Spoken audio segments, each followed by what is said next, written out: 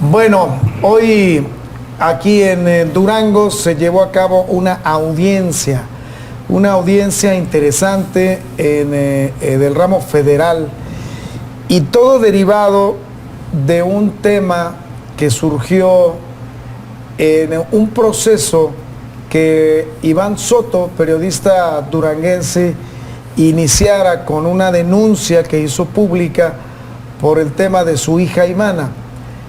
Pero hay algo interesante que surge en todo esto, que derivó de una denuncia que puso Iván Soto en contra de José Rosas Espuro Torres, gobernador en ese momento del estado de Durango, que fue en el año 2022. Y un tema que se da en base a eso. Quiero contextualizar esta conversación que voy a tener con Iván y con su abogado, el señor Héctor Rivera. Pero quiero recordarla, aquella famosa llamada, ¿no? Vamos a ver esta llamada que fue la que desembocó y la que de alguna manera animó a Iván a poner una denuncia en contra de Espuro. Mire. Periodista comete un delito como civil, o sea, como cualquier otra persona, y esa es otra cosa. Yo traté de ayudarte para que en el caso de omisión de cuidados de tu parte como padre, tú eras el responsable de tu hija, no lo hiciste. Entonces nos señalas a nosotros y el Estado no tiene ninguna responsabilidad en eso. O sea, a partir de que tú presentaste la denuncia, sí, pero tú supiste mucho antes y no la presentaste. Entonces yo creo que así como tú tienes derechos, también el Estado y yo como gobernador tengo derechos. Y nomás yo te quiero decir, país, sé que me estás grabando, que lo vas a publicar, pero decirte que esto no es en contra no es en contra de la libertad de expresión, esto no es en contra de la libertad de prensa. Esa la tienen y tú puedes seguir diciendo lo que quieras, pero sí tienes tú una responsabilidad como padre, y creo que en esa parte, bueno, pues el Estado tiene también, el gobernador y el Estado tiene que defenderse. Nomás para que entienda yo las cosas, creo que he sido demasiado claro, creo que te he tratado con respeto, jamás como periodista jamás te voy a cuestionar. Tú puedes seguir diciendo lo que tú quieras de mí, sí, pero también tengo el derecho, creo, de defender ahora sí que al interés social, y yo te di la oportunidad de que ustedes pues demostraran que habían hecho todo lo que tú decías en los medios, que se habías hecho a favor de tu hija, y está demostrado que tú no hiciste nada a favor de tu hija, que tú la dejaste, la abandonaste, o sea que tú... ¿A qué se refiere, gobernador? Nada más espéreme. Cerca de ella, a ver, quieres responsabilidad de lo que responsabilizar de lo que tú no hiciste. Entonces nada más para que no haya aquí, no haya que diga, no haya que no. A ver, yo te lo digo de frente, o sea, de frente, derecho, así son las cosas. Yo traté de ayudarte, no te has dejado ayudar y no pasa nada. Adelante. O sea, nada más explíqueme, digo, pues si ya me marcó, explíqueme a qué se refiere con una cosa y la otra.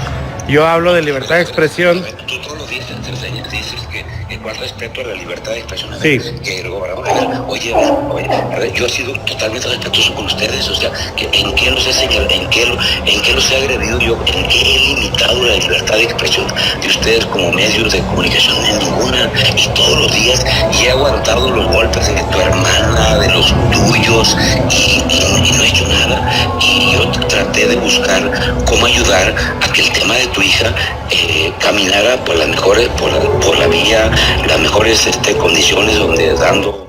Ahí, Iván Soto, te agradezco mucho que estés aquí en el estudio. Gracias, Iván. Héctor Rivera, abogado de Iván Soto. ¿Eso fue qué día, Iván? Eso fue el 10 de julio. Julio De 2022. Domingo. Era domingo. Y cuando recibo la llamada, ya lo he contextualizado, yo no empecé a grabar. Él 2 veces previamente me dice, sé que me vas a grabar, y entonces digo, por algo me lo dice, y ya lo empiezo a grabar. Esa llamada, el 10 de julio, me representa a mí una intimidación. Siento sí, te amenaza, temor te dice lógico. Que te va a meter a la cárcel, claro, por omisión de cuidados, en el caso de el equiparable al delito de violación, sí, imagínate. Sí. Entonces, yo lo que hago es que después de esa llamada cuelgo, ya se acaba la grabación, 10, 12 minutos, y me refugio con mi familia y les digo, ¿qué hago? O sea, ¿qué hago? Para empezar a salir del centro comercial en el que me encontraba, Fue un temor porque yo no sabía si ya estaba fuera un dispositivo para detenerme, puesto que Joaquín Gardiazabal o Joaquín N, no sé ahora cómo se le pueda llamar, me vio de frente cuando yo estaba hablando con Aispuro, José N. También ya tengo que, a partir de este momento, referirlo así. El asunto es que yo no sabía si afuera ya había un dispositivo, salí con el temor, empiezo a asesorarme, ¿qué hago? Hay que ir a México, esto aquí no se va a resolver. Dime qué instancia local, siendo él gobernador, me va a escuchar y le va a dar seriedad. Ninguna. Me voy a México después de hacerlo público al día siguiente, un lunes en la mañana, en rueda de prensa, lo que estaba pasando y el audio. Eso toma vuelo a nivel local y nacional, y en México me está esperando el despacho de Héctor Pérez Rivera y su equipo. Ya ellos tenían el antecedente del audio, ya lo habían analizado y también ya habían empezado a invocar lo necesario para que jurídicamente Fiscalía General de la República nos escuchara con una denuncia formal. Eso lo logramos hacer hasta el día 14 de julio del año pasado. Domingo 10, el lunes 11 hago público, me voy al Senado al día siguiente. En el Senado logramos, a base de presión, porque ni me peló la senadora de Durango, ni estaba el senador por Durango, estaba el suplente de Gonzalo Yáñez, es el único que hizo el intento de ayudarnos, nos ofreció el esquema de rueda de prensa y fue todo. Rueda de prensa presiona, hace que se voltee a ver por parte de Secretaría de Gobernación, artículo 19, Fiscalía General de la República, Fiscalía Especializada de Atención a Delitos, y voltean a ver que es un caso atípico, un gobernador hablándole a un periodista, un ciudadano, que además en este caso en el que él me llama, estoy en calidad de ofendido, de ser padre de una víctima de violación. Claro. Entonces, todos estos elementos se concentran en una denuncia que afortunadamente logra hacer que se active el aparato jurisdiccional, que la Fiscalía General de la República, Ever, le ponga la importancia que nosotros le veíamos al hecho de saber que a él le quedaban del 10 de julio al 15 de septiembre, échale cuánto tiempo. Claro. Para vivir aquí, con el miedo que algo nos pase, por no haberlo hecho público, era necesario sentar un precedente, al menos de que se exhibió en público. Pero de eso, a que yo tuviera la certeza que íbamos a estar hoy en un juzgado federal, con un juez del Centro de Justicia Penal Federal, que ya imputa a José N. a estar al frente de esta carpeta, al hacerse responsable o a empezar a hacerse responsable judicialmente de sus actos. Para llegar a este punto, ahorita podrá decirlo con más detalle el abogado y en términos jurídicos, pero fue todo un proceso. La carpeta tiene 1,300 fojas. Se han hecho, para lograr este punto, diligencias que quizá él creía que no iban a pasar. Se han hecho pesquisas, actos de investigación que solicitamos unos y otros que la misma FEADLE decidió hacer para llegar al punto específico en el que nos encontramos. Uno, la llamada sí fue hecha desde el dispositivo móvil celular que tenía José N. Dos, lo corroboran Verónica Terrones, Yadira Cortés y otros funcionarios del primer nivel del staff de José N. Tres, salió geolocalizada la llamada desde Villas Campestre, desde su domicilio. Cuatro, esto le da a la Fiscalía elementos suficientes para decirle a un juez: judicializa esta carpeta.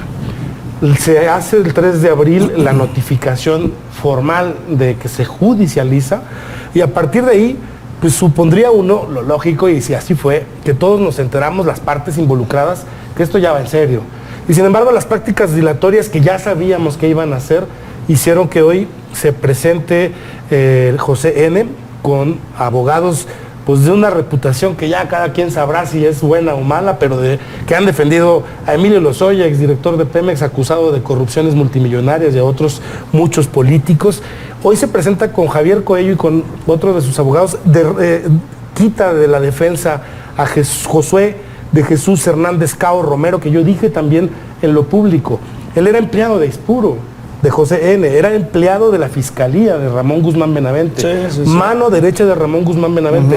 Estuvo toda la audiencia, pero ya le habían revocado el poder de ser el abogado de José N. para que entrara el nuevo despacho que está en Ciudad de México, y eso hace que el juez no tenga otra opción más que darles el derecho de tener tiempo de conocer la carpeta. Yo ahí me quedo, le paso, si me permites, la voz al abogado, puesto que a partir de esta determinación el 24 de mayo a las 9:30 horas nos volveremos a ver las caras. Ya no habrá pretexto, Ever, para que José N. diga como hoy que no sabía de la carpeta, que no sabía de sus elementos, que apenas va enterando a sus defensores, cuando por favor, ahí mismo Héctor Pérez Rivera lo exhibe. Usted es doctor en Derecho, en la audiencia. No puede decir aquí que es un ignorante del derecho. Y catedrático de la Facultad de Derecho. Y el rango de doctor le daría también el rango de perito en lo que estamos haciendo. Pero bueno, al final sabíamos que iban a diferir, a tratar de alargar, pero lo que ya ahorita el exgobernador se está situando es que es real la posibilidad de que por primera vez se ver un asunto que para ellos puede ser del día a día, de intrascendencia. Libertad de expresión, ¿qué es para un político? No es nada. La libertad de expresión no importa a los políticos. Hoy por primera vez puede ser que sea sentenciado. Sí, claro. Sentenciado. No es grave el delito, pero ya con ir sentenciado, si llega el caso, sentenciado por este delito, el señor queda fuera de la vida política para siempre. Oye, abogado, gracias por estar aquí, Héctor Pérez Rivera. A ver, esta es una jugada, un artilugio jurídico, ¿no? El hecho de cambiar los abogados y luego te presento a tus abogados y ahora sí vamos a posponer la audiencia otros días más para que estos nuevos abogados puedan tomar conocimiento de lo que está pasando. Pero ¿cómo está el tema jurídico así en términos coloquiales y llanos, Héctor? Muchas gracias. Es muy interesante porque el proceso me parece que tiene varias aristas que habría que comentar. En primer lugar, que se trata del delito de ejercicio indebido de la fuerza pública. Es decir, es un delito dentro del Código Penal del Estado de Durango que por algunas disposiciones legales que protegen la libertad de expresión lo atrae la Federación. Pero es un delito que en este caso se señala no solamente contra Iván, sino, y así señaló en la audiencia, en perjuicio de la sociedad, porque es una persona con un alto cargo público que aprovechándose de ese poder para vejar e intimidar a un ciudadano. En este caso, a un ciudadano que es la libertad de expresión y que tiene esta función tan importante como la es el periodismo. En segundo lugar, es que la Fiscalía General de la República hizo una serie de actos de investigación que no solamente acreditan de dónde salió la llamada, de qué teléfono, de qué lugar, quién era el portador de ese teléfono, de quién era la voz que se escucha en la audiograbación que recabó Iván, sino que además el contenido de la llamada contiene vejaciones, insultos, amenazas, actos de criminalización contra el padre de una joven que fue víctima de un delito grave y que además se da en un texto, es decir, no es un hecho aislado, de una persecución política y jurídica del ex gobernador del estado en contra de Iván. Todo eso no es algo que nosotros nos estemos inventando. Está en la carpeta de investigación, hay periciales que lo afirman y además hay un informe tanto de la Unidad de Análisis de Contexto de la Fiscalía General de la República como del Mecanismo Nacional de Protección a Personas Periodistas Defensoras que está incorporado en la carpeta que sostienen esta teoría del caso. ¿Qué pasó hoy en la audiencia? El primer planteamiento que se hizo por parte de la defensa es el señor José N. dijo: yo tuve conocimiento de la carpeta hasta el día 25 de abril, nombré a mis abogados hasta el día 28 de abril y entonces ellos, como se atravesaron días inhábiles, el puente, no pudieron imponerse debidamente de la carpeta, que además consta con elementos de prueba material, que son una serie de grabaciones y videos a los que no hemos tenido acceso. Se les señaló que efectivamente todos teníamos acceso, ya que se trata de un archivo de una nube compartida donde todas las partes tenemos acceso, pero el juez consideró que al ser una defensa que estaba nombrando en ese momento, la ley le asistía al derecho de postergar la audiencia para preparar una defensa técnica. Esto es algo común en la práctica judicial porque los jueces tratan de garantizar que los imputados tengan las mejores defensas posibles y que esto no sea un motivo de que se reponga la audiencia porque no se garantizó un derecho humano como es el de la debida defensa. Esa fue la primera parte de la audiencia, en eso se centró el primero de los debates. El segundo me parece mucho más trascendente. Se señaló por parte de la defensa, prácticamente se le pidió al juez que Iván no volviera a hacer mención pública del caso. Dijeron, esto expone a mi defendido, esto lo pone en una situación de vulnerabilidad, lo criminaliza. Sin embargo, tanto nosotros como la Fiscalía hicimos valer que se trata de un funcionario público. Claro. Y los funcionarios públicos tienen un escrutinio mucho mayor que el que tenemos cualquier ciudadano. Y que además él ejerció este delito en ejercicio de funciones. Y entonces esto es evidentemente interés público. ¿Qué hacen nuestros gobernantes? Y eso le interesa a la sociedad y es un caso de interés público. No es el caso de cualquier ciudadano o ciudadana que se enfrenta a los tribunales. Es alguien que tenía el poder y eso debe interesarle a la sociedad. Y no solamente está su derecho como imputado, sino el derecho de la sociedad a tener información y pedir que las personas que han ejercido el poder rindan cuentas. Y el juez en este sentido fue muy sensible al tema de la libertad de expresión y el derecho y el acceso a la información de la ciudadanía, entonces solamente puso dos limitantes. Uno fue que no podemos referirnos a él con su nombre completo, por eso ahora Iván y yo hacemos referencia a José N. Y el otro es que el tratamiento jurídico actual es de imputado, es decir, hay un señalamiento por parte de la Fiscalía General de la República que señala que se cometió un hecho con apariencia de delito, en este caso el delito de uso indebido de la fuerza pública, y que él es la persona que posiblemente participó en su comisión. Ese es el estatus legal actual, que sigue en la próxima audiencia. La Fiscalía expondrá los datos de prueba que hemos ido adelantando un poco, cuáles son, con los cuales se sustenta este ejercicio de la acción penal y pedirá que se le vincule a proceso. La defensa podrá pedir que se resuelva en la misma audiencia, esto es poco común, o podrá pedir el término de 72 o 144 horas para que se resuelva su situación jurídica. Esto es lo que suele ocurrir. Ojo, como es un delito que no amerita prisión preventiva oficiosa, claro, la ley no contempla la posibilidad de que ellos presenten medios de prueba, es decir, que lleven testigos en audiencia. Sí.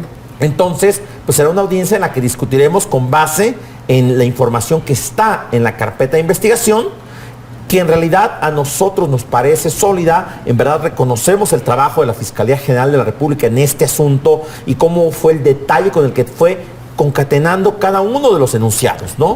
Iván fue protegido por esta unidad especializada contra delitos contra periodistas, Es ¿no? correcto. De la misma Fiscalía.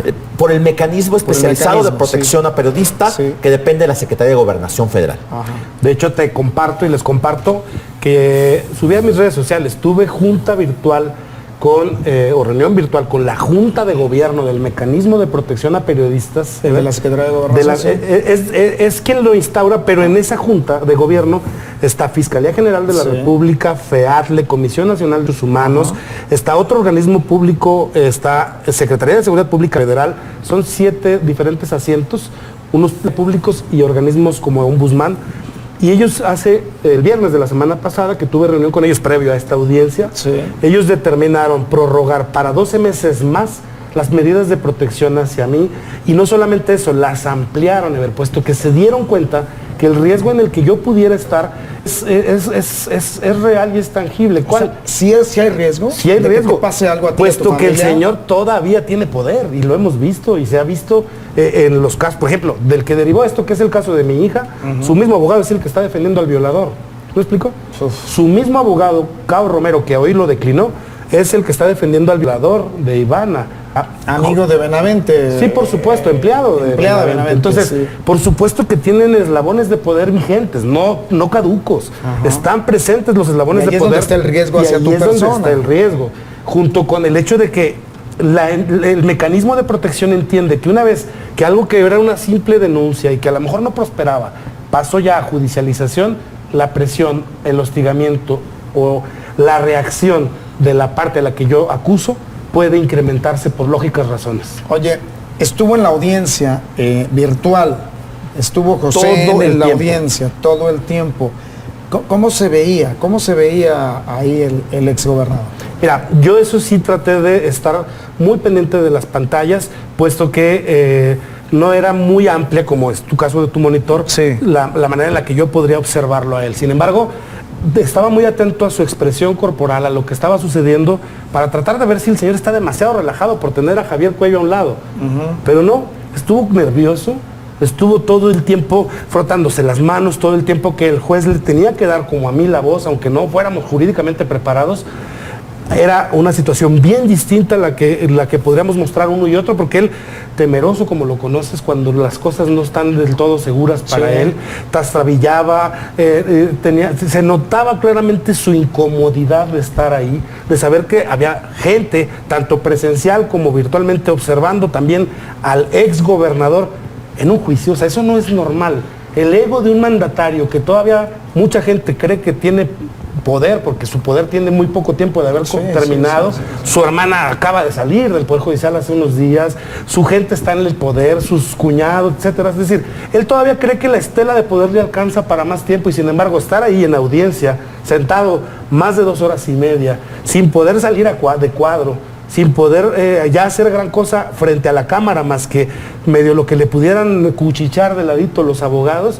La verdad, yo vi, no sé, abogado, él no lo conoce quizá tanto como uno aquí que diario lo veía. Lo vi nervioso, incómodo, molesto, y a la vez queriendo ser político hasta conmigo, cuando, pues por favor, eso se demuestra en los hechos, ¿verdad? Pero a ver esta parte, ¿cómo quería ser político contigo? Digo, en el sentido de que mandaba saludos a cada rato a todos los presentes, incluyendo a la víctima, a su abogado. Es, caray, o sea, como que algunas diplomacias que no daban y que no eran innecesarias, pero él quería que rayaban más en lo fantoche, ¿no? Pues sí, ya lo exagerado, ¿no? Ya. Yo sigo creyendo que en lo inseguro que se veía. Se veía inseguro. Y en el hecho de que no les salieron las expectativas. Ellos promovieron un documento, yo lo hice público, que querían diferir la audiencia, puesto que acababa de nombrar a Cao Romero como abogado. Y como Cao Romero no tenía la carpeta, el argumento era que para que él la tuviera.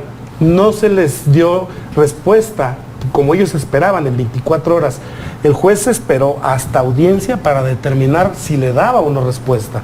Como ellos tantearon, yo supongo que como ellos tantearon que no les iba a favorecer, tenían unas bajo la manga, que era cambiar en ese momento de abogados nuevamente. Sí, cambiar los abogados. Y ya ahí sí ya no había saque. Okay. Ahí el juez tenía que hacerlo. Ahora, la expectativa, ¿cuál es, abogado Héctor Pérez Rivera? ¿Cuál es la expectativa de este proceso? Me imagino que es especular al respecto, pero ¿qué es lo que visualiza como abogado en el caso de la posibilidad de que Aispuro sea sancionado por esta parte de amenazas hacia el periodista Iván Soto? En ese sentido, nosotros consideramos que hay suficientes elementos para que se dicte un auto de vinculación a proceso, es decir, que se determine la existencia de un hecho con apariencia de delito. Me parece que todos hemos escuchado la llamada. La grabación. Creo que cualquier persona con un mínimo de sentido común puede entender que se trata de un acto de intimidación y vejación en contra de Iván y su familia. En primer lugar. Y además, pues creo que la voz del señor José N. es una voz ampliamente conocida en el estado de Durango, es decir, todo el mundo la conoce, pero además está demostrado con datos de prueba objetivos que la llamada salió de su número telefónico. Entonces, con esta información consideramos que el juez tendrá elementos suficientes para vincularlo a proceso. Y aquí en realidad pues podemos entrar en el pantano de la ley, ¿no? Ellos podrán promover apelaciones, amparos para tratar de dilatar este proceso. La ley da algunas salidas alternas de solución de controversias, como una suspensión condicional de proceso que permite parar el proceso, incluso terminarlo si ellos reparan el daño. Sin embargo, ¿cuál es el daño aquí y qué es un poco lo que perseguimos con este caso? En primer lugar, es un daño a la libertad de expresión, ¿no? Es un mensaje claro de que un político se sienta con la impunidad y suficiente como para llamarle desde su teléfono personal a un ciudadano para decirle que lo va a meter a la cárcel, ¿no? Claro. En realidad, eso me parece que tendría que haber una reparación muy simbólica en estos términos de los límites que tiene la intimidación contra la libertad de expresión. Eso por un lado. Y por otro lado, pues también es un delito que afecta a la sociedad y que en realidad tendríamos que generar un precedente de cuáles son los límites que deben tener los que ejercen el poder respecto a quienes ejercen la libertad de expresión. Me parece que esta ponderación que se da en este caso lo hace muy interesante y en realidad si esto no se resolviera a través de una reparación del daño, que en realidad en estos términos, los parámetros de reparación del daño en términos de libertad de expresión son muy amplios. Él se está exponiendo a una pena de hasta 6 años de prisión, la cual no es conmutable por una medida, por una libertad anticipada, ¿no? Entonces, tendríamos que pensar en estos términos. ¿La reparación económica no entra aquí? Eso dependerá un poco también de, pues, que se pueda evaluar de alguna forma la afectación a la libertad de expresión, ¿no? ¿Cuánto ha costado en el trabajo periodístico y que además es un empleo para Iván, es decir, es su fuente de ingresos? ¿Cuánto le ha costado a Iván que esta persona sistemáticamente, que es como está en la carpeta, le haya impedido ejercer la labor periodística a lo largo de un sexenio? Pues aquí hay un precedente que sí destacaría yo en lo que dice Iván. Es en la historia de Durango, un exgobernador no ha enfrentado la justicia en tan poco tiempo de haber dejado el poder. Y estamos hablando que todavía ni siquiera se cumple un año de que dejó el poder José N., como tú lo llamas, que yo lo puedo llamar José Espuro. Sí. Yo no tengo problema. O sea, José Espuro deja el poder en septiembre, el 15 de septiembre del 2022, estamos en mayo, y en este mes de mayo estamos viendo en ese tiempo tan corto cómo está enfrentando una denuncia y ha tenido que acudir a la instancia legal para enfrentar dicha denuncia. Esto ya de entrada es histórico. Sí, Ya es un precedente histórico. Ya no lo habíamos visto con ningún exgobernador. Al menos no que tengamos recuerdo. No, bueno, dime quién. No, ningún exgobernador ha tenido la dificultad de despeinarse siquiera poquito. Nada. Por un asunto legal. En Nada. su contra, claro. En su contra. Ellos claro. pueden promover legalmente contra quien sea, encarcelar gente, lo que sea, pero ellos ser los que estén en el banquillo del acusado. Sí, eso es lo relevante. Eso ocurrió lo relevante ya y lo hoy. histórico para Durango. Hoy estamos viendo a un exmandatario, a José Rosa Saizpuro Torres, en el banquillo de los acusados, señalado por intimidación y amenazas a un periodista. Eso es lo que habría que rescatar. Y bueno, ya veremos en qué concluye todo el proceso legal, Héctor, Iván, y esperar realmente que se aplique la justicia en ese sentido. Se puede alargar, desde luego, se puede alargar, ¿no? Hay mucho artilugio ahí de los abogados, y más con este bufete jurídico que es, pues, de renombre, que más o menos ¿cuánto costaría ahí contratar a Javier Cuello? No, bueno, hablamos ya de cifras de decenas o cientos de miles de pesos, y en realidad, pues justo este es un poco de los puntos, ¿no? Si bien nuestra contraparte en este caso tiene el poder político, como ha señalado Iván, y el poder económico, pues en realidad nosotros creemos que nos asiste la ley y la razón. Y a fin de cuentas, pues agradecemos espacios como este, porque en realidad, pues la fortaleza que tiene Iván, además de tener la razón y estar diciendo la verdad, pues es la fuerza de la opinión pública, ¿no? Que la opinión pública puede constatar lo que ocurrió y puede constatar que Iván sufrió una agresión y que esta no sea sancionada, sería una injusticia. Sí. Ahí está también el otro precedente, es, pues, decirle a quien debes de decirle, ¿no? Digo, se sentía poderoso a meses de dejar el gobierno.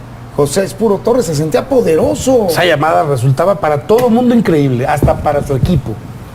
Increíble, Sí. ¿cómo lo hizo? ¿Por qué Sí, lo hizo? yo llegué a escuchar comentarios, es que ¿qué pasó? ¿Se echó unos mezcales antes? ¿O qué le pasó? ¿Para qué? ¿Por qué le habló a Iván? ¿De dónde sacó el teléfono de Iván? ¿O por qué lo motivó a hablar de Iván y amenazarlo, no? Quizá es el hecho de saber que es una estela de impunidad la que tiene un gobernador cuando está y cuando se va. Pero esa estela de impunidad, en este caso, está quedando Ya la claro rompiste. que Ya la no es rompiste. para siempre y que no necesité que se tratara de un delito grave de violación, de asesinato o de algún otro tipo que te afecte tu integridad física o tu libertad para que el señor esté donde ahorita ya empezó a estar y donde tendrá que enfrentar las decisiones que tomó. Se le hizo fácil quizá decir, lo he aplastado 6 años, ¿qué más da que una vez más le haga una llamada, lo asuste y hasta lo invite a que me grabe, a ver si grabándome posiblemente pues él cometa otro delito al exhibirlo? Lo hice a riesgo de que así fuera, pero evidentemente Fiscalía Especializada de Atención a Delitos contra la Libertad de Expresión, no solamente en la integración de la carpeta y al escuchar mi denuncia, hoy en toda la audiencia, personalmente el fiscal especial de esta entidad, que es Ricardo Sánchez del Rivero, si estoy correcto, personalmente litigó la carpeta frente al juez, personalmente le pidió que no difiriera, personalmente le dijo cometió un delito de abuso en su autoridad contra un ciudadano y contra la sociedad. Ver a un fiscal del Corte Nacional, similar al de la Fiscalía General de la República, porque es igual de equiparable, Sí. pero especializada, defendiendo en toda una audiencia la carpeta que ellos elaboraron, defendiendo la parte de la víctima y de la asesoría de la víctima. La verdad es algo que no me imaginé que ocurriera. Agradezco que sea, es una grata sorpresa saber que es una fiscalía especializada que en mi caso, yo no puedo decir en otros, sí ha demostrado institucionalidad con el tema que defiende. Así que por esa razón es que quizá no tantearon que la fiscalía especializada hiciera el trabajo que hizo, lograra lo que hizo con más de 1.300 fojas, con tantos elementos de prueba que ya no tienen saque. No hay manera que el señor pueda decir que no fue suya la llamada, la voz, etcétera. Podría decir no era mi intención, ya no, tampoco eso es lo que la fiscalía tiene documentado. Entonces, yo agradezco, Ever, el espacio, agradezco a los compañeros en lo local, en lo nacional, que desde un principio han estado pendientes porque no me lo hicieron a mí nada más. No se trata de un asunto, de una llamada hacia mí. Si nos la aplican a unos, se hace el caminito para todos. Oye, lo que compró una vez más es que el doctor en Derecho Constitucional, catedrático de la universidad, del área de posgrado de la universidad, del área de doctorado, pues es un doctor de papel, como fue su gobierno, de papel. Sí, De quedó papel, exhibido, de quedó papel, hoy de papel, exhibido de papel. en la audiencia. Yo así lo percibí y así lo exhibió mi abogado. Iván, vamos a estar pendientes. Muchas gracias, Ever. Y te agradezco mucho que hayas aceptado venir. Te agradezco a ti el espacio y a todo el equipo de Canal 12. Muchas gracias. Gracias, Iván. Abogado Muchas gracias. Héctor Pérez Rivera. El obituario de